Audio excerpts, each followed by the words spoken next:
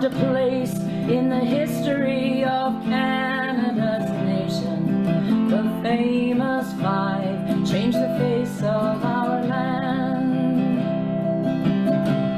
They were born in a time that seemed so benign, when ladies were seen but not heard, fair of face and in their place, when meekness was mostly preferred. The five looked around, and everywhere they found the world revolved around men. They said we must fight what is not right, no matter who we may offend. Five women united, and united were strong. Five women said, now we've begun.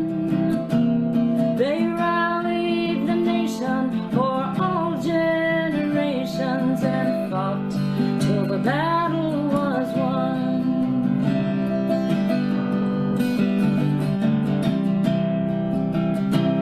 Women wanted a voice and a say in the choice of the matters affecting our land. They didn't believe they shouldn't achieve every right freely given to men. So arm in arm from the cities and farms, their voices joined and were heard. Hand in hand, the women of this land fought the fights, won the rights they deserved. Five women united, and united were strong. Five women said, now we've begun. They rallied the nation for all generations and fought till the battle was won. And fought till the battle was won. Emily Murphy, Henrietta Edwards, Louise McKinney, Irene Harleby, and Nellie McClung. Heroes of mine, the famous five. Well, thank you, Carolyn Harley. That was the Ballad of the Famous Five. Isn't that wonderful? I could listen to that again and again, and I hope by now you're singing along. Carolyn also wrote a wonderful song called The Spirit of the Famous Five, and you will hear that at the end of our charming and inspiring virtual pink tea. So welcome, everybody. Bienvenue toutes. Thank you very much for joining us today. And we have participating in the panel today people from Calgary, from Cochrane, and from Ottawa, and from guests right across Canada. So thank you all very much. Our next point in the meeting is the land acknowledgement. And this weekend is Victoria Day, long week holiday. And so I'm sort of wondering to myself, who did these Europeans meet when they came to Canada? And of course, they met Indigenous people who have been here for 10, 15,000 years. So our land acknowledgement is that we are all treaty people, that we're all trying to find out how best to live together, because we are all treaty people. I'm so excited about our virtual pink tea today. And the introduction was written by the Assistant Director of the Cochrane, Alberta Library. Cochrane is a town or a city just outside of Calgary. Jessie Papin wrote the introduction very, very eloquently and recorded it for us. But unfortunately, at the last minute, we had a technical glitch. So we've invited a friend of the Famous Five Foundation, an entrepreneur, a leader in the not-for-profit sector, and a wonderful community supporter, Deanna Workland, to read Jessie's words, to bring Jessie's words alive. Deanna has led us to 2 very successful in-person pink teas in Calgary. And she, of course, will be helping in terms of the pink tea coming up this October 18th. So we greatly appreciate both the literary excellence of Jessie in crafting the introduction and Deanna in delivering it. And now, Deanna, over to you. Hello, everyone. Thank you for joining me and spending your time with us this afternoon. It is with immense pleasure that I have the honor of introducing our distinguished guest speaker, the esteemed Charlotte Gray, a true titan in the realms of Canadian literature, and also her friend Karen Prentice, a lawyer, board member, political veteran, and book lover. First, let's honor Charlotte. In her early biographies, Charlotte focused on historically significant Canadian women who, though celebrated in their own time, had become obscure by the late 20th century. Through her meticulous research and captivating prose, Charlotte resurrects these forgotten voices, ensuring that their legacies endure. Just as the famous 5 faced formidable obstacles in their quest for equality, Charlotte understands the importance of perseverance and the resilience in the pursuit of knowledge. She recognizes that libraries and archives are essential repositories of our collective memory because they preserve the stories of both the famous and the forgotten for posterity. As we gather here today, let us commit to telling the stories that matter. Let us honor their legacies by continuing to advocate for a more just and equitable society where every voice is heard and every story is valued. While Charlotte is joining us from Ottawa today, our VIP guest host is in Calgary. Karen Prentice is a lawyer, a board director, and political veteran. Karen has helped lead major corporations both as a senior employee and as a member of their board, such as the Walrus Foundation, the National Arts Centre Foundation, Canada's National History Society, the Ottawa Art Gallery, and Calgary's YWCA, just to name a few. As the mother of 3 daughters, she too is committed to expanding rights for women and girls. It is with admiration and gratitude that I welcome Charlotte Gray and Karen Prentice today here on your behalf. And now it's over to you, Karen. Thank you very much, Deanna. So it is with great pleasure that I am taking on the role of guest host at today's Pink Tea.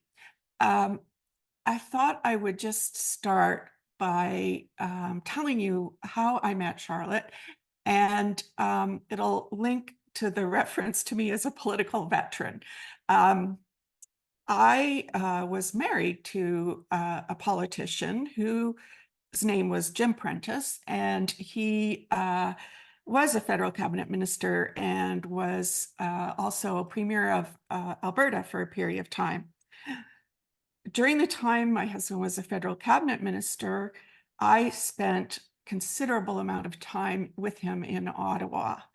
And I had the great opportunity to meet Charlotte Gray during that time period. And we shared many interesting lunches together. And we also spent a weekend together in New York where we had a tea drinking contest at the Plaza Hotel. And I have to say, Charlotte outdrank me in tea at the Plaza Hotel. So I won't say anything more about that other than we became good friends. This particular opportunity has reunited us, and it's been wonderful. So I have a series of questions to ask you, Charlotte, and this will be more like a dialogue, I think, as we discuss, as I ask the questions and we discuss Charlotte's answers. So here we go. Charlotte, you have been described as a writer of history. Is that an accurate description of you as a writer? Absolutely it is, because the books I write, which are history and biography, follow a very conventional path for historians, which is I start with the primary sources and the raw materials, and I shape a story from them to try and illuminate the past for today's readers. So I'm always very happy to be described as a historian. I mean, I would also say that there's a huge difference between academic history writing and the kind of writing I do, which is popular history writing, because an academic is generally, their audience are other academics, and they're not so interested in sales or a larger readership. Whereas for me, to keep my publishers happy, and also because it's also to satisfy my own instincts, I'm writing for as large an audience as possible. Okay, well, that's wonderful. And I will say that I've read, I would say, most of your books. There's a few that I noticed that I haven't read, and I am going to read them. A wide variety of topics that you write about, and I always find them educational and extremely interesting. So I think we'll go right to the book that you most recently wrote, and I'll ask you some questions about it. I was attracted to this book because, well, it's called Passionate Mothers, Powerful Sons, and the focus is Jennie and Winston Churchill and Sara and Franklin D. Roosevelt. So my husband, who was Jim Prentice, who was a politician, had a mother. And so I was able to think about her when I was reading this book. And so that was really, really helpful to me. So, Charlotte, what is the most important idea or the key ideas we can learn from Passionate Mothers, Powerful Sons? I think there's really two. The first is that we tend to be a little patronizing about women in past times, in the 19th century, early 20th century, who in fact just settled and accepted the restrictions on their roles, that they weren't allowed to vote. They when they were married, immediately their husbands took control of any money they had, that their role was strictly to stay at home and raise children. And if they were, on a farm, as many Canadian women were at that stage, they were not seen as the primary farmer, even though it's likely that their husbands couldn't even have coped without their wife to feed everybody, all the workers, as well as her own family, to look after the chickens, to do the kitchen garden. Those women worked incredibly hard, but they've never been given the credit for it. So I often think, that we are very patronizing about those women, thinking, oh, they had such dull, boring lives, and they didn't even realize what they were missing. And in fact, it's true that there were terrific restrictions, and that it was a very gendered society. But it's also true that within those restrictions, women could have a lot of agency. Nellie McClung herself is actually proof of this, because she drove so many of her family decisions, and she was really, she had a mission, and she was determined to pursue it, and she managed, despite the fact that her outspokenness was often shocking. She knew she was right, and so she forged ahead. So that was the first thing. Let's not be so patronizing about those women in the past who themselves weren't necessarily great pioneers, of public policy pioneers. The second thing I would say is that there's a school of history called the Great Men of History School, which is, usually men writing biographies of Winston Churchill, Franklin Roosevelt, Teddy Roosevelt, Napoleon, you name it. And they almost without fail, they really skate so quickly over the sort of formative influences within the home, which is, of course, those sort of vital early years. When a man's character is nurtured, I mean, nurture plays as important a role as nature. in a child's upbringing, I think. And although some kids overcome really unfortunate childhoods, it can make a huge difference. So I wanted to resurrect these two women and see them through their own eyes rather than simply see them as mothers. They had lives beyond being the mothers of great men, and the biographers of those great men have often denigrated or minimized their role.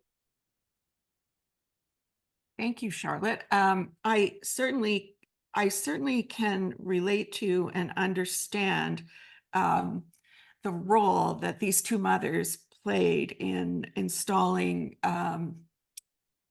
self-belief in these very important leaders in the democratic world. Did you want to make a comment any further about that?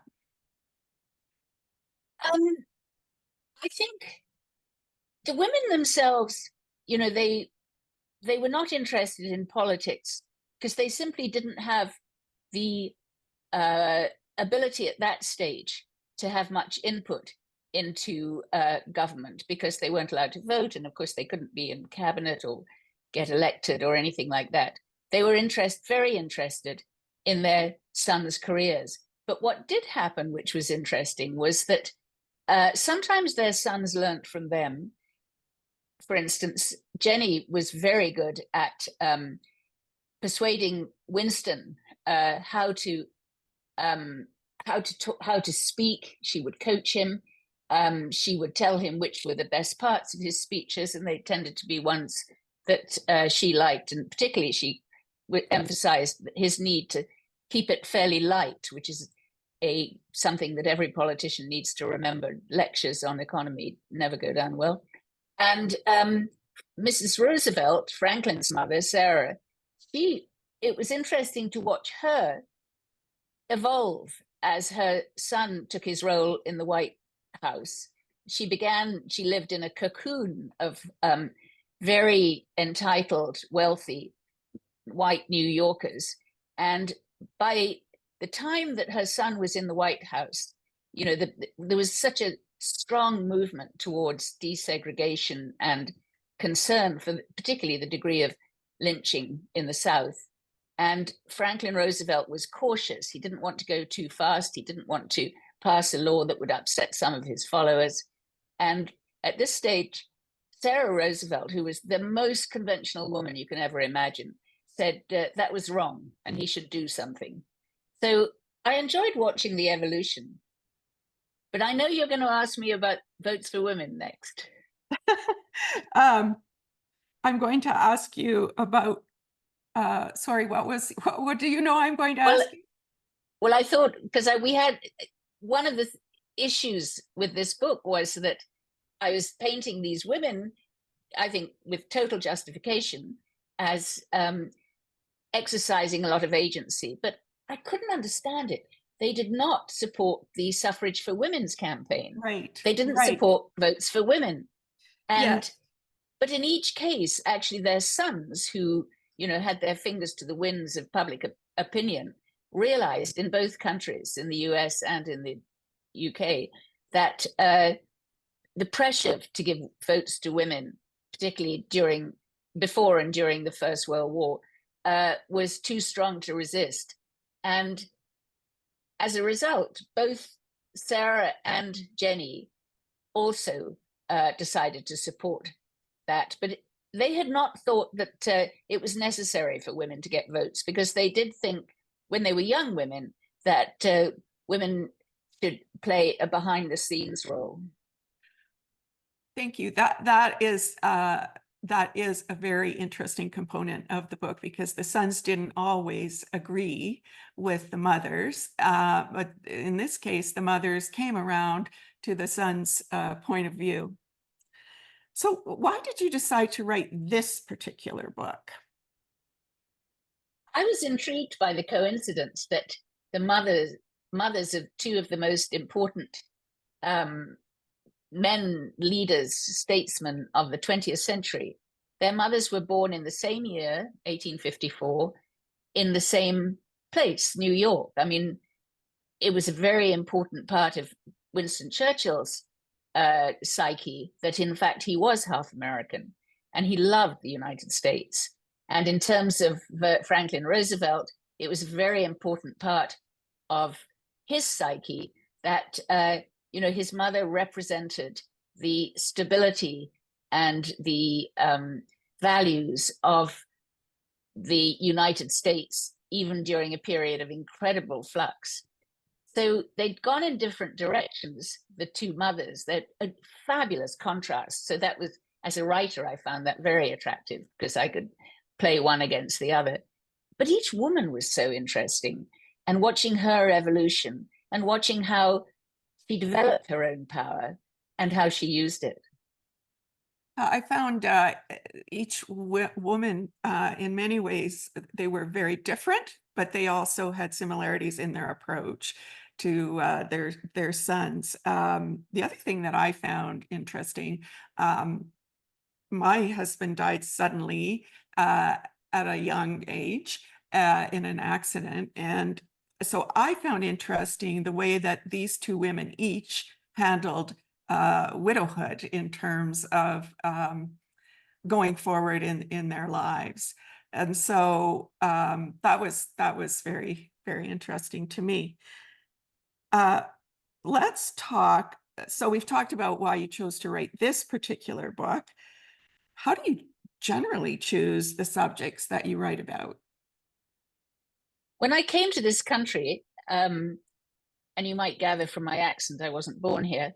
When I came to this country, I had studied history at university. I was immediately wanted to know a little bit more about Canada because it's embarrassing how little about Canada I knew. And I looked around for books to read about the aspects of this country that I was interested in. And all the history books at that stage were, they were either sort of machismo chronicles by Pierre Burton about men building railroads or passing laws or paddling down rivers, or they were sort of rather academic ones about constitutional evolution. And I couldn't find the kind of social histories that I wanted to read. So I decided to write them. And now what I'm always looking for when I'm writing about Canada is a vehicle in which I can actually explore what was happening to society at that stage. So a typical book for me would be the book called The Massey Murder, which was about a scandal and a lawsuit that really shook Canada in 1915. And it allowed me, because it was about a servant girl who'd shot her employer, it allowed me to look at the position of women then, the campaign for votes for women at that point, and what was going on in Canada, specifically in Toronto for the crime, but in a much wider sense of this country sort of beginning to develop a self-identity. I particularly enjoyed that book, Charlotte, and had some. I empathized with that poor servant woman and the situation she was put in, and I also was very impressed with the level of research that you did, and just the level of detail, because I was certainly not aware of that case, and I don't think many Canadians, I think it was, from another time and a forgotten thing. And so you brought it certainly to the forefront in that particular book. I'd highly recommend it. People read that book. So let's just talk about, I think there are maybe some aspiring writers in the people listening in today. And so they might like to hear about what your writing schedule is. And do you write every day? How do you go about your writing? Writing is my full-time job. I mean, I'm an adjunct professor at Carleton University, but that doesn't call on much of my time. I don't do any teaching. And I have a fairly boring routine, frankly. After breakfast and after I've walked my dog, I try to get to my desk at 9 o'clock. And except for sort of important interruptions like lunch or playing tennis, I stay there until my husband, who's the cook in the household, calls up to me that dinner's ready. because one of the things that happens is that I sit down and I think this is what I'm going to do. Then I get distracted by emails for about an hour and other stuff. Then I try and decide what I should be writing about. Then I start the painful process of writing, but it always begins with me reading what I wrote the previous day. And then I start banging out on the keyboard the next section of the draft. And often only at the end of the day, when I think, oh my gosh, it's 5 o'clock and I haven't done a thing, I'm still messing or noodling around, sort of looking things up in my library or in Wikipedia. Only then do I actually think I better get a move on and just keep writing until that magic phrase, dinner is ready, comes up the stairs.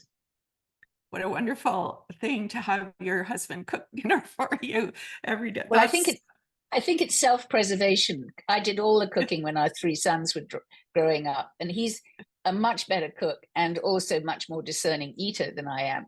So I think once he had a little more time and had retired himself, he decided that he'd take over the cooking. But of course, the other part of my writing life is I'm not always in my study. I'm also doing extensive archival and library work, which is in some ways the most exciting because it's at the beginning of the project and you're really constantly on a treasure hunt for whatever information you can find. And that's I think the reason you were in New York when we went for our tea drinking escapade. It's true. That's right.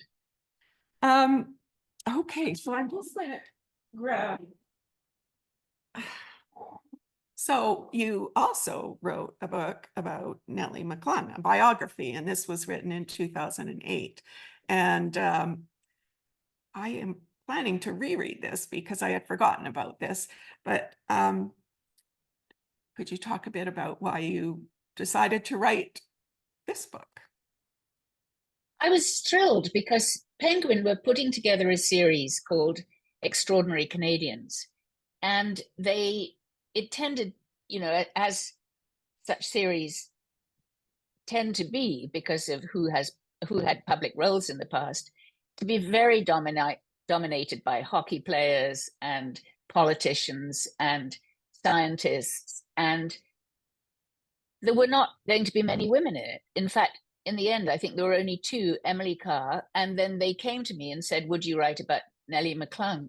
And I was thrilled because there hasn't actually been a really good full-length biography of Nellie McClung. These books are quite short. And I knew that one of the reasons there hadn't been a good lengthy book was that the archives and the primary sources were fairly limited. But mainly because Nellie's papers were burnt after her death. I would actually like to shoot the person who burnt them. That's a biographer's nightmare, that suddenly you discover all the private letters and diaries have gone. But I also knew that Nellie McClung was really, really due for some prominence because she was so crucial in Canadian history. And she had 2 extraordinary achievements. One was in the campaign for votes for women in the 1910s to 1919, and then in the Senate case of ensuring that, along with her 4 colleagues in the famous 5, ensuring that women should be allowed to sit in the Senate, or in fact invited to sit in the Senate. She had this two major achievements that made a huge difference to the face of Canadian politics. And she was disappearing from view, disappearing from memory. So I thought Famous 5 Foundation have done very well at keeping she and her peers front and center in our minds. I know, I think it's wonderful. And every time I drive past Parliament Hill, because of course I live here in Ottawa, every time I drive past or walk around, I just love not only seeing the statue, but also enjoying the way it attracts more visitors than any of the other statues on the hill. And there's an empty chair in it, you might remember, and people love having their photograph taken in that chair, surrounded by these ardent feminists. It's lovely. Yeah, thank you very much for that reminder, for people to visit the Famous Five in Ottawa if they're there. We have a question that is to be asked by Jennifer McDougall, who is a PhD student at the University of Calgary in creative writing. And so I would like to turn it over to Jennifer to ask that question. Hello, Charlotte. My name is Jennifer McDougall. I'm a PhD student at the University of Calgary studying English literature and creative writing. I appreciate your work drawing connections between these two women because I'm actually writing a scholarly article right now about three late 18th century writers, Anna Letitia Barbald, Mary Brunton, and Hannah More. And the intersections are captivating. I'm also in the process of finishing my novel about women professionals in the Alberta energy industry. Would you please tell us what aspects of Jennie and Sara's lives, especially those that have been obfuscated by their son's male biographers, did you pay particular attention to during your research in order to generate a more comprehensive picture of them?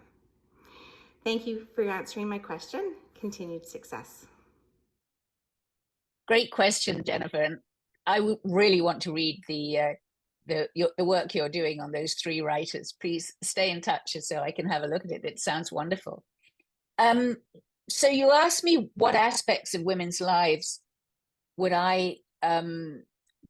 I particularly keen to emphasize.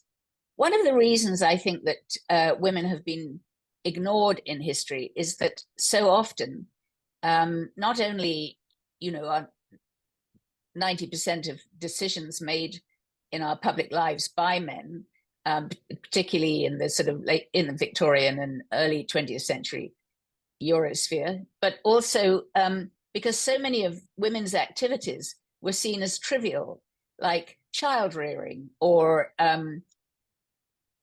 forming social networks or providing very supportive contexts for the men in their families, because this is what was expected of them. And then particularly with a woman like Jennie, Jerome, Churchill, also looking absolutely glorious and glamorous, because actually that's, again, what was expected of women at the same time as being seen as rather frivolous. So I wanted to take out that sort of disdain for women's roles and find out what was really going on and how important is the child rearing, how important, why was Jennie so keen on fashion? Yes, she was wildly extravagant, but she also knew the incredible power of presence and glamour. And it meant that when she arrived in London as Lady Randolph Churchill, she was immediately, she impressed everybody. She was the most beautiful woman in the room, but she was also one of the wittiest. And it meant that she developed this extraordinary network of powerful connections, which would be of inestimable help to her son Winston when he was trying to build his own career in the army and as a journalist. He and then obviously in politics, she pulled strings like there was no tomorrow. In fact, Winston Churchill said of her, she left no stone unturned, no wire unpulled, no cutlet uncooked, because her dinner parties were absolutely famous. And it's very easy for male biographers to sort of brush that aside. But I mean, as both Karen and I know, personal connections in politics are very important. Yes, they are. We have another question from a student, Cindy Steeney, who is the summer reading coordinator at the Cochrane Public Library. Sydney, may we have your question?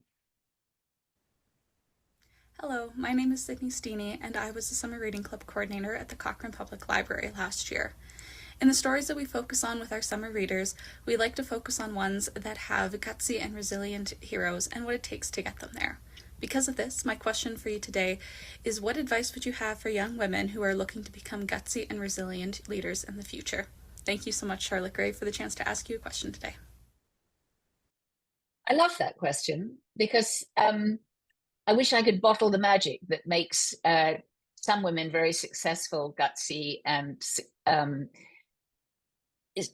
thoughtful leaders. And it isn't actually magic. It's a combination of self-belief, but also hard work. And the advice that I would give those young women is, first of all, read everything you can, so you are really well informed. So when you're talking to somebody, they take you seriously. The second is, as you're going through your education, take every opportunity you can for public speaking, because that's a skill, performance that is crucial in public life, or in any, in the upper reaches of any profession. You know, you need to be able to make your case and not be self-conscious when you stand up in public. And the third thing I'd say is, don't be afraid of failure. We all fail at some stage, and you learn from your failures as you learn from your successes. So I would urge them to take part in school debating societies, put their ideas out there so that they learn how to debate them, to think deeply about problems that particularly those that concern them, so that they don't just chant slogans. They really have informed themselves. And I would also say, build a network. Make sure you find other young women of the same, or young people of the same mindset as you, so that you have a group support. Thank you very much for answering those questions, Charlotte. I see we have a question from one of the participants in the Zoom call, and this goes back to the Massey. Oh no, this is a different book. Actually, I remember this book too, that you wrote. How did you decide to write the story Murdered Midas, Murder of Sir Harry Oakes? That was a really interesting book. I'll tell you how that came about. I have a friend, Professor Joe Martin in Toronto, who teaches business. And he said to me, Charlotte, you're very good at writing women, but what about business? When are you going to write a business book? And I immediately thought, I don't find business nearly as interesting as women. But then, in fact, an idea that had been sort of brewing for some time, I'd been looking for murders which make a wonderful vehicle for social history, as I described with the Massey murder.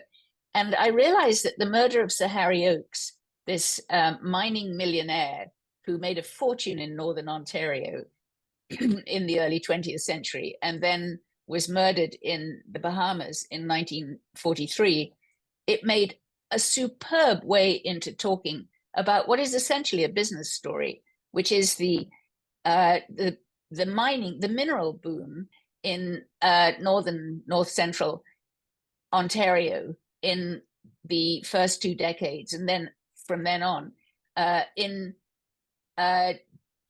originally in places like Cobalt, where silver was discovered, and then in Kirkland Lake, where Harry Oakes, who had not even two pennies to rub together, just worked day and night to, first of all, stake a claim, and then to mine his lakeshore mine, made a fortune and was murdered.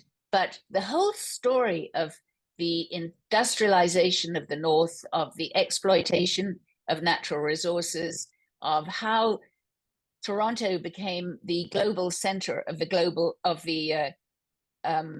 mining industry, because it still is. There are more mining companies based here than anywhere else, which is an important aspect of Canadian wealth, were wrapped up in the story of Harry Oakes. So that's why I went in that direction. And I don't think they ever did discover who murdered Harry Oakes, but you have your own ideas. I have my own ideas. I sort of, everybody has been blamed for it. when I went to the Bahamas, unfortunately, I had to go to the Bahamas to do research in February. It was such a hardship. But I asked many people there, and they all said, issued various names. And finally, I asked somebody in the hotel porter. Everybody in the Bahamas seemed to have heard of this case in Nassau. And I asked the hotel porter, do you know the case of Harry Oakes's murder? Do you know who murdered him? And he looked at me and he said, absolutely seriously, the Mounties. He was convinced that, because mainly what Bahamians do not want to hear is that it was anyone from within Bahamian society. So they grab at anybody. Well, this kind of leads in to the next question. And I understand that you, when you read, you said reading is very important if you want to be a writer. But when you read just for casual reading, what do you read? I tend to read, I mean, there are lots of books on contemporary issues and history that I read. I read anything by Margaret Macmillan. She's absolutely brilliant. I've read recently the book by John Valiant that on the fire at Fort McMurray, which I found absolutely fascinating. I read sort of all the new history and political books. I'm in the middle of the John Ibbotson book about Diefenbaker and Pearson, the duel it's called. And then but I also read a lot of fiction. I'm an insomniac and I read in the night. So actually recently I've been reading the shortlist for the Carol Shields Prize Award. The Carol Shields Prize is for female writers. And it's absolutely fascinating, female novelists. And the one that won this year is an extraordinary book about Sri Lanka and the 30 years of civil war there. It's called Bravilous Night. And the author it was just announced last weekend. The author is she's got a very Ganeshan Anthan. It's fantastic. And then I have a secret vice, which is detective stories. And I also I love detective stories set elsewhere. And I've discovered one series from India, which is by Sujata Massey, who has a detective female lawyer, actually, called Parveen Mystery. There's a marvelous series from China by T. Xiaolong. He has Inspector Chen. And then there's a fabulous Norwegian detective writer called Asa Larsen. And in the middle of the night, when I can't sleep, I turn on my Kobo and start reading. But I have to be really careful not to read from 1 a.m. to 4 a.m. and then realize I'm not going to get enough sleep. I agree. I started reading detective novels during COVID, actually. And if it's a really good one, it keeps you up at night. I can also see the link between the detective novels and your murder books, because usually detective novels start with a murder and try to solve it. This question, do female authors earn the same as male authors? No, we don't. It's getting better as there are more and more female authors. But if you look at the stats on comparing how many women get prizes, like the Nobel Prize for Literature versus men, or any really prestigious big prize, women are way behind. And that's in fact why I just mentioned the Carol Shields Prize for Women's Fiction. And that's why that was founded a couple of years ago, because it's a huge prize. It's $150 American for the winning 150,000. 150,000. I mean, it's the biggest literary prize in the world. And it was an effort give women writers the visibility that often we are denied. In terms of advances and sales, everybody's heard of J.K. Rowling and Michelle Obama. I mean, and they have done extraordinarily well. They're titans within the book world. They are such aberrations. For most women, they don't get the attention from the publishers that their male colleagues do, male counterparts do. They don't get the promotion, which is crucial for book sales. And you really have to sort of fight for to get the attention that and the sales that you deserve. Well, good for you for fighting it out there and being such a success as you are. I've had a lot of help. I mean, I would hate to sound as though, I mean, I've had sort of promoters and very sympathetic editors. So why is it important that Canadians know about female leaders? Not just Canadians. I mean, I think that we need biographies of female leaders to remind us that, and to remind us that there have been women, whether you like them or not, you know, whether it's Indira Gandhi or Margaret Thatcher or Hillary Clinton, that there have been women who were prepared to take on the challenge of trying to make a difference in the world. And one of the reasons that it's important to know about them and to read biographies of them is, first of all, to see how they did it, to see, you know, how they built, how they protected their egos, because there's always somebody who's trying to put you down. And also, when they had a failure, how did they pick themselves up? So are the famous five still heroes, even though they are not perfect? Well, we've heard an awful lot about them being not perfect, because it turns out that everybody who's had nothing but 100% reverence in our history up to now has clay feet, whether it's red paint being chucked at Sir John A. Macdonald, or what's been done to Egerton Ryerson in Toronto. It's important to realize that every leader has clay feet. Every high achiever, you know, nobody is perfect, and you just need some balance.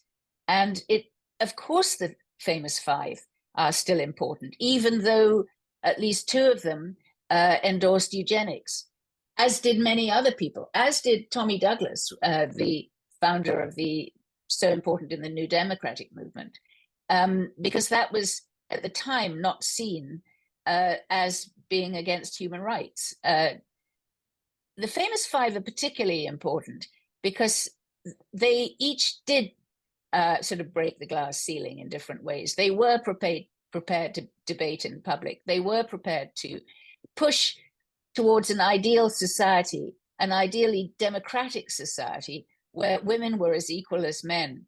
In fact, Nellie McClung was very insistent on that point. She was a Democrat, and she used all the tools available to her that were legal to push for a more egalitarian society. What's really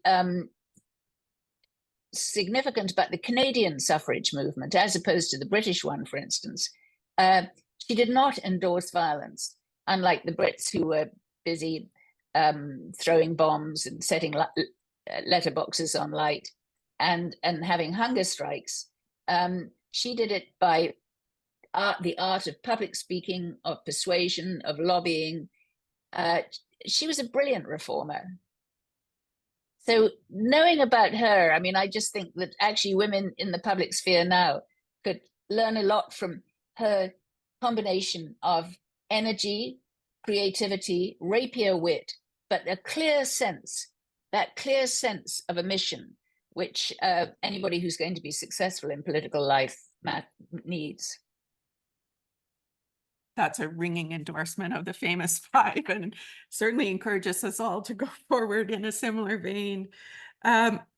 So what do you think your next book will be about? It's still such an embryonic shoot that I'm not revealing it in public at all. But I've been thinking about what are the issues that really sort of preoccupy people today. Because again, as I say, I'm always looking for a way to deal with today's concerns through the vehicle of history.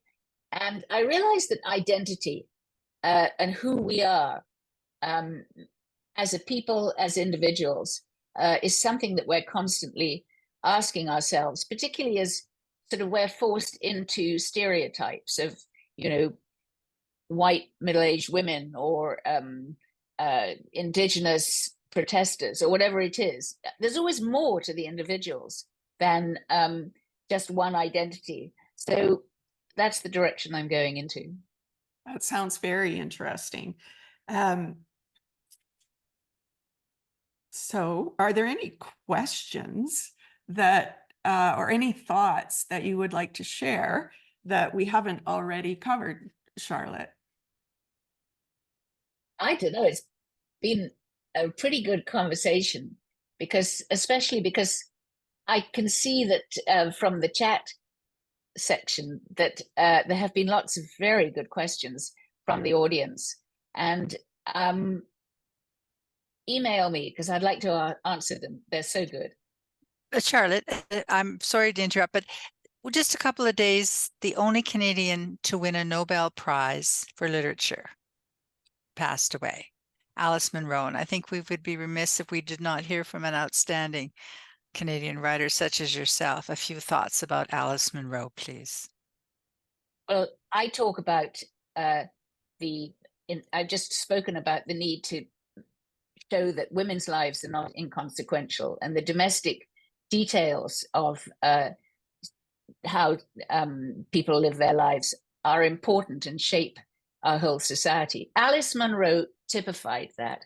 Alice Munro really got below the surface of an individual, a community's life surface, and showed how and why people behave in different ways. But she did it, that's much too pedantic a way of talking about what she was doing. She was a brilliant writer, and I am very proud to say that I was on the Giller jury when she received the Giller Prize. And it was just, I've been on many juries, and I have to say that this was one of the easiest, because you read an Alice Munro story about ordinary people, supposedly, in sort of small towns, just getting on with their life, and you see what's going on underneath it. And on this jury, once we'd read the book submitted by Alice Munro, everybody really knew she was going to win. It was so much better than all the others. I can certainly relate to, I grew up in a small town, very close to Wingham, I think is where she grew up. And so I loved her books because it felt like she was writing about my home. So well, thank you. And thank you too very, very much for this wonderful conversation that was, as we said, both charming and inspirational. It is now our time to take a moment and to more formally thank the two of you. And so I'm wondering if our guests today and the audience has their cup of tea or a glass or a mug that we can use to toast to the participants. And first of all, we'd like to turn our attention to the inimitable Charlotte. Charlotte, the word, you know what it means, inimitable. I wasn't quite sure, so I looked it up and it said, so good as to be impossible to copy. That's what you are, Charlotte. And Thank you. The advice that you gave to Canadians in general today, but specifically for writers, important communicators, was so spot on. Thank you very much. I love this book. I love Thank you, Frances. the energy of it. I loved the sexual reporting that you included in here.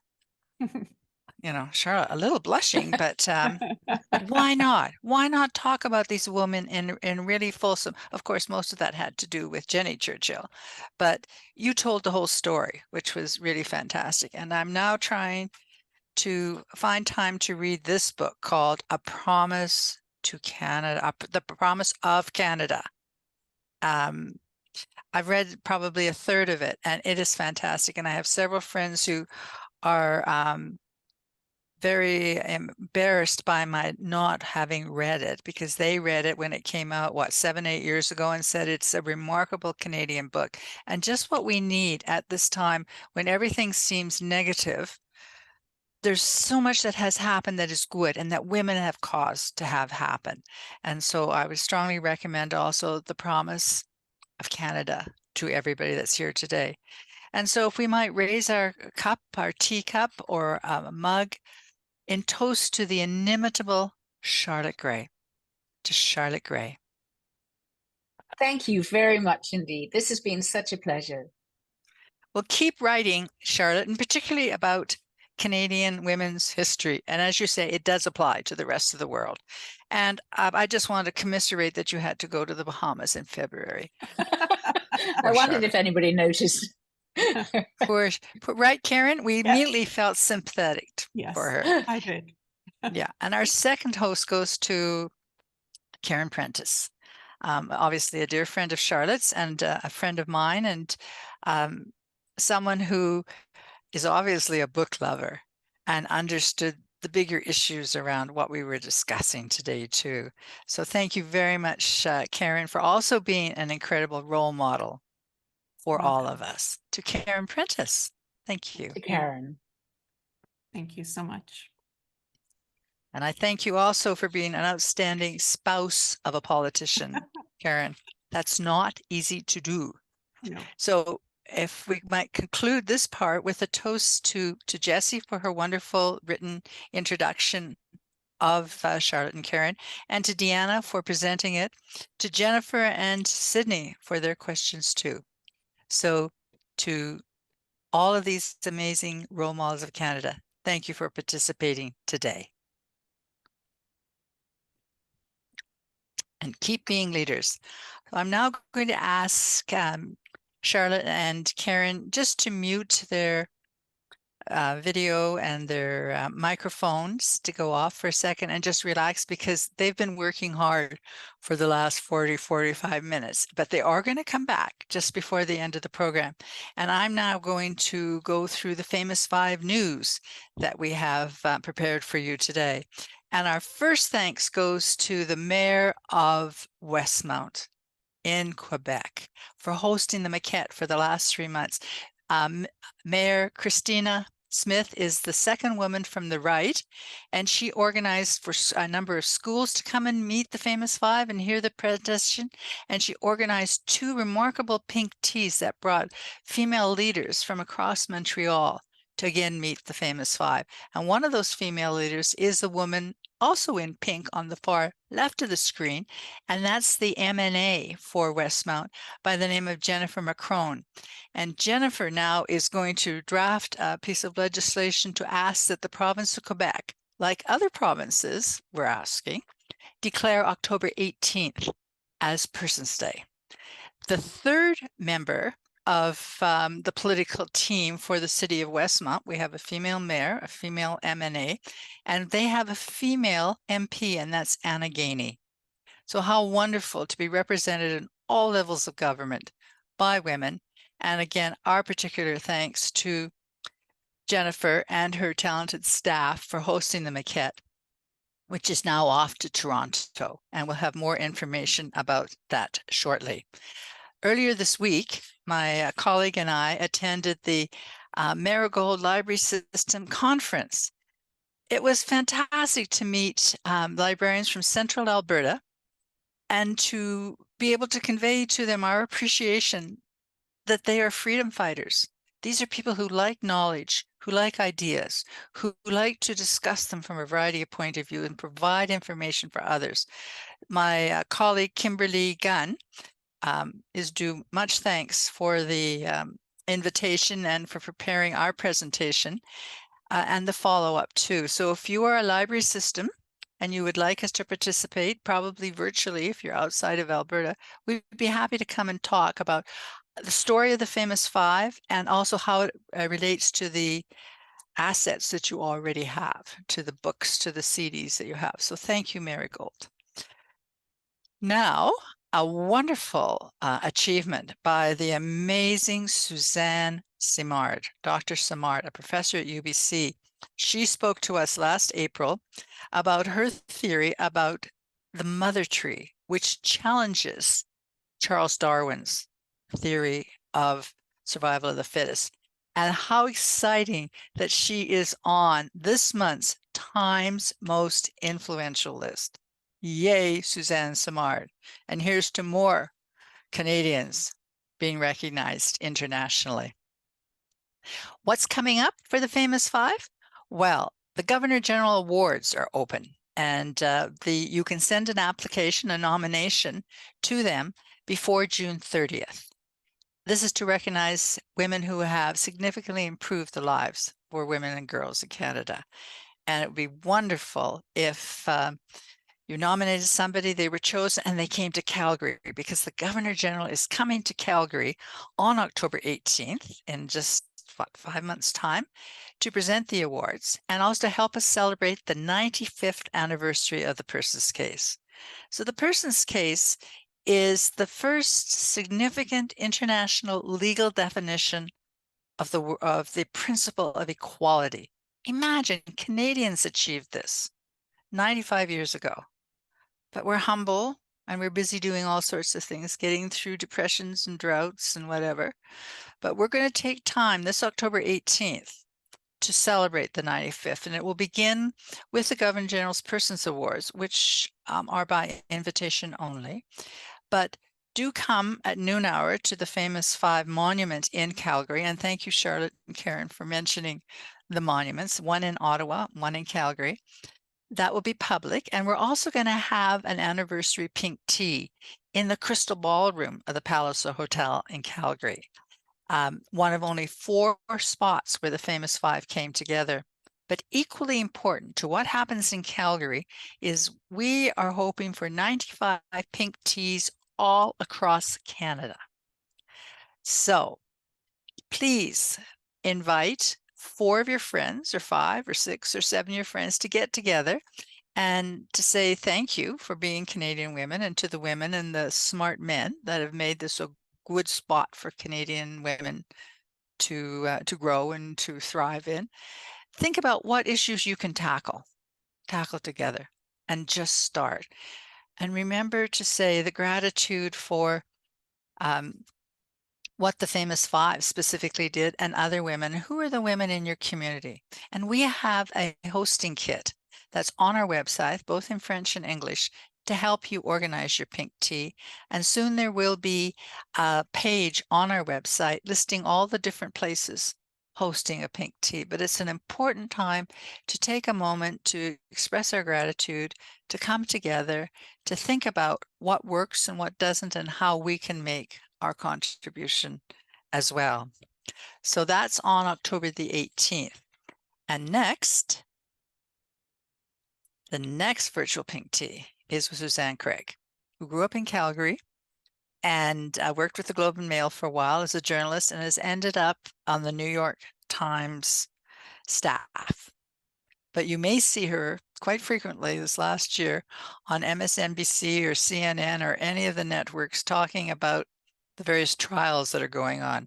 She and a few of her colleagues won the Pulitzer Prize a couple of years ago by disclosing the true facts about the fortunes of Donald J. Trump and others. So that will be on June the 7th, and the virtual pink tea host at that time will be the Globe and Mail reporter and CBC columnist Kelly Kreiderman. So please join us June the 7th at 12 p.m. We're going to take a little break over the summer because there's so much work we need to do to organize all the aspects, and the 95 pink teas across Canada for October 18th, on or around October 18th. But we're delighted that Dawn Farrell, the president and CEO of Trans Mountain Corporation, has agreed to come and chat with us about what it was like being in charge of the organization that completed Canada's largest infrastructure project at this time, Canada's best, most sustainable, most environmentally sensitive, culturally sensitive infrastructure project, the building of the pipeline. Talking about some of the challenges, but also some of the benefits that are coming from doing this. So Dawn is an amazing leader. How does she pull it all together? How did she see it through to the end with all the obstacles, with all the bird nests that they had to not preserve, but perhaps build around or move to make sure that it continued, and all the artifacts. I guess they've got about 250 artifacts that they have found, which they are now willing to share. So please join us for these events and start thinking about organizing your pink tea. And now I would like to call both Charlotte and Karen back for the final toast. And that's the toast to each and every one of us, to recognize that each and every one of us is a leader in some way most of the time. So what I would like us to do is to put our shoulders back, take a deep breath in and out, and realize that we too are leaders. And our toast simply is, to me, I'm a leader too. So shoulders back, deep breath, and you may want to toast as well and say 5, 4, 3, 2, 1. To me, I'm a leader too. I'm a leader too. Karen, did you say it too? To me. You said it softly, but I'll say it more strongly. Yes, To me, please. I'm a leader too. You are. You are, Thank Karen. you. So many thanks to Karen and to Charlotte for being with us today, and the others that have participated in the program, and to all of you who attended. Shortly, because this was recorded, we will be sending out a recording of this program of the virtual pink tea, and it will be posted to our website and onto YouTube. So now, merci, miigwech, thank you, and over to Carolyn Harley for her second Famous Five tribute. And this time it's the spirit of the Famous Five. So please enjoy and sing along. Thank you. 5 women fought the system, a system they knew was wrong. They wouldn't take no for an answer, they believed they belonged. It was an uphill battle, it seemed they could not win. 5 women stood together, swore they never would give in. The power of their conviction still echoes through the years. They stood their ground and would not yield, undaunted by the fear. Truth was always on their side, truth will always win. 5 women stood together, swore they never would give in. Can you feel the fire burning from the torch they held high to guide us through the ages, fill our hearts with pride? Can you feel the need to take that torch and keep the flame alive? If you do, they have passed to you the spirit of the Famous Five. Their work is still not finished, the world is still unjust. But when we fear to take a stand, their spirit says we must. The secret of their power, to find the courage to begin. 5 women stood together, swore they never would give in. And can you feel the fire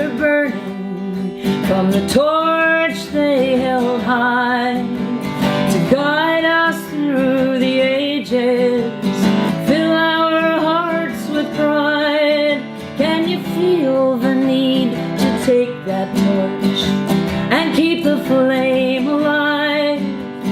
If you do, they have passed to you the spirit of the famous five.